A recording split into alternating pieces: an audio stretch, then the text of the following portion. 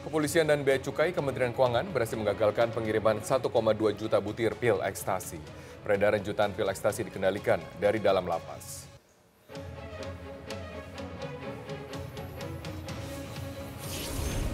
Petugas haji melakukan pengecekan makanan di 28 perusahaan catering di Arab Saudi. Pengecekan untuk memastikan kebutuhan gizi jemaah haji terjamin. Sakit enggak? Enggak, benar. Benar. Betul. Benar. Betul. Ya, berarti ya benar udah. Ya, udah.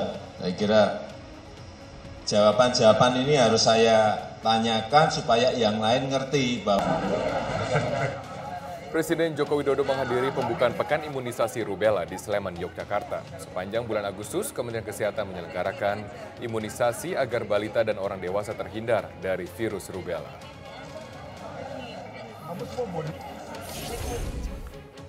Anda kembali menyaksikan Prime Time News, kami juga akan menyajikan beragam informasi lainnya. Saya Andini Effendi. Dan saya Robert Haryanto, kami akan menemani Anda selama 90 menit ke depan. Mari kita mulai Prime Time News selengkapnya.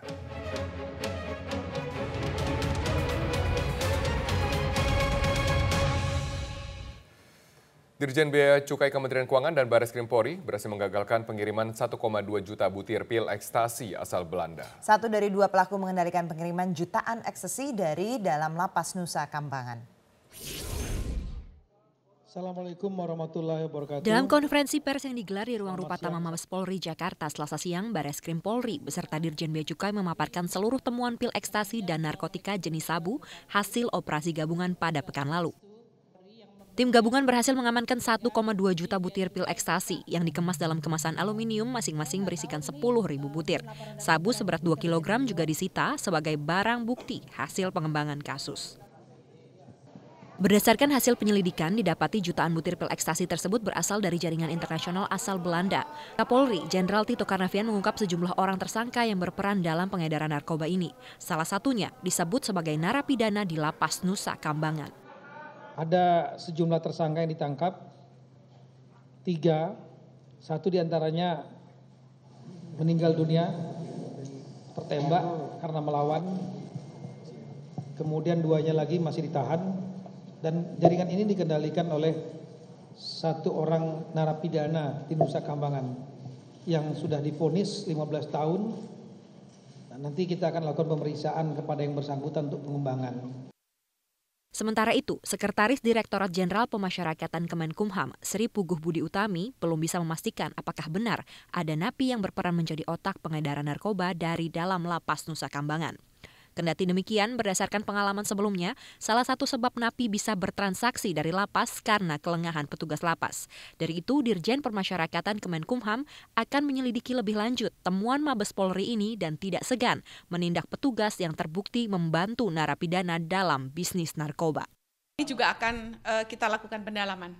Pasti akan ada pemeriksaan seperti apa kejadian ini kalau betul-betul terjadi. Tentu siapapun nanti yang terlibat, sengaja tidak sengaja akan ada pemeriksaan dari yang terkait.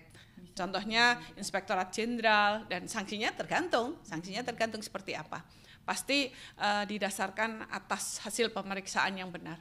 Paling beratnya? Ya, kalau di kita kan diberhentikan dengan tidak hormat. Seluruh temuan barang bukti narkoba yang berhasil ditahan akan segera diteliti di Laboratorium Forensik Mabes Polri. Setelahnya, jutaan butir pil ekstasi tersebut akan dimusnahkan bersama sejumlah temuan narkoba yang berhasil diungkap sebelumnya. Dari Jakarta, Tim Liputan, Metro TV. Pemerintah mengapresiasi upaya Polri menghentikan bisnis narkoba. Pemerintah akan mengkaji pemberian dukungan kepada Polri, misalnya untuk peningkatan anggaran operasi pemberantasan narkoba. Peningkatan operasi ini disebabkan peredaran bisnis narkoba yang mengancam 2 juta penduduk Indonesia. Nah, tapi saya akan terbuka apabila melihat modus dan frekuensinya begitu besar, apakah perlu ada perubahan, kita akan lihat. Kalau dari sisi dana operasional entah BNN atau Polri, kita akan berusaha terus untuk meningkatkan anggaran mereka. Dari berbagai macam pengajuan anggaran selama ini kita selalu memprioritaskan apa yang diajukan oleh Bapak Kapolri dari BNN, entah itu dari fasilitas, gedung maupun alat-alat komunikasi sampai kepada biaya operasional kita akan lakukan. Mengenai penghargaan tentu kita akan mengikuti dan saya tadi sudah Polda Metro Jaya merilis perdagangan narkoba jenis baru yaitu narkotika jenis sintetis cair yang dikemas dalam rokok elektrik. Perdagangan narkotika sintetis cair ini terungkap dari penggeledahan di sebuah kamar kos di kawasan Johor Bahru, Jakarta Pusat. Narkotika jenis cair dijual dalam bentuk kemasan 5 ml dan 60 ml secara online. Narkotika ini umumnya digunakan sebagai liquid rokok elektrik atau vape. Pelaku menjual barang haram ini mulai dari Rp300.000 hingga Rp3 juta. Efeknya adalah cenderung sama dengan penggunaan ganja seperti hilang kesadaran dan hilang konsentrasi. Kepolisian masih memburu bandar besar yang memproduksi narkotika baru ini. Sintetis ini memang adalah jenis baru yang mana termasuk dalam kandungan 5-fluoroADB. 5-fluoroADB ini masuk ke dalam Undang-Undang Permenkes ataupun Peraturan Menteri Kesehatan nomor 1 tahun 2017 yang mana kandungannya hampir sama dengan jenis narkotika jenis ganja yang kami dapatkan, yang mana informasi dari masyarakat 2 bulan yang lalu sudah marak dikonsumsi para pengguna untuk grup. Sejumlah penyelundupan narkoba dalam jumlah besar berhasil digagalkan petugas. Penyelundupan narkoba tersebut sebagian dikendalikan dari narapidana dari dalam lapas.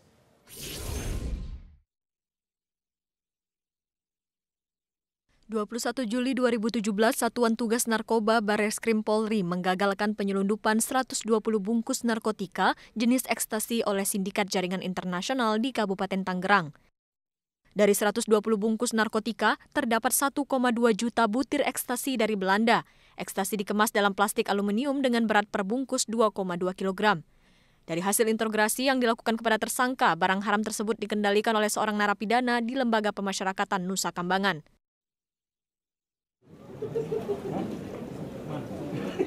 Pada tanggal 26 Juli, Badan Narkotika Nasional bekerjasama dengan Direktorat Narkoba Polri dan Ditjen Bea Cukai menggerebek gudang penyimpanan sabu di Pluit, Jakarta Utara.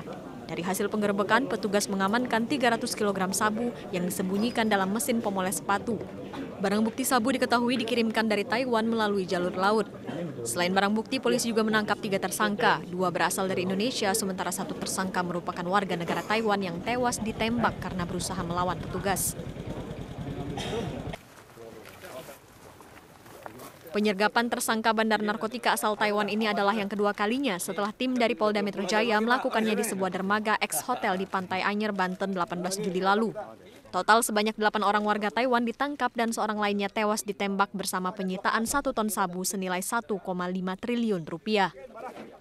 Kapolri Jenderal Tito Karnavian memerintahkan jajarannya untuk tegas terhadap komplotan penyelundup narkoba asing yang mencoba masuk Indonesia. Ia merestui tindakan tembak di tempat bagi yang berusaha melawan. Tim Liputan Metro TV. Ya, kasus ekstasi terbaru yang diungkap polisi lagi-lagi melibatkan narapidana dari dalam lapas. Kenapa sistem lapas di Indonesia ini untuk kesekian kalinya masih diperdaya oleh bandar narkoba? Sudah hadir bersama dengan kami di studio Sekretaris Direktorat Jenderal Pemasyarakatan dari Kemenkumham, Ibu Sri Puguh Budi Utami. Selamat malam, Bu Tami. Terima kasih telah hadir bersama dengan kami. Bu Tami, mengapa begitu banyak kasus-kasus yang melibatkan narapidana yang seharusnya steril dari berbagai aktivitas tentang kejahatan, dan sekarang ada lagi temuan terbaru bahwa kemungkinan 1,2 juta butir pil ekstasi dari Belanda juga dikendalikan dari narapidana di Nusa Kambangan. Oke, terhadap kasus ini kami langsung melakukan pendalaman dan memang yang bersangkutan mengakui bahwa barang ini diambil oleh anggotanya. Jadi diambil oleh anggotanya. Nah, yang bersangkutan sendiri tidak mengakui kalau mengendalikan, tapi fakta yang terjadi itu yang. Tapi bagaimana komunikasi antara seorang narapidana dari dalam lapas kepada mereka-mereka yang berhasil ditangkap? Apakah dengan telepon seluler, telepon genggam, atau bagaimana sistem komunikasi mereka? Atau ada bantuan dari dalam penjara? Setelah dilakukan pendalaman ternyata memang ditemukan HP. Ada HP yang disita oleh petugas. Dan sekarang yang bersangkutan telah diisolasi. Dan dilakukan pendalaman. Selanjutnya nanti kita menunggu dari pihak terkait, ini Polri atau BNN, mau diapakan yang bersangkutan. Ada keterlibatan dari sipir penjara sendiri?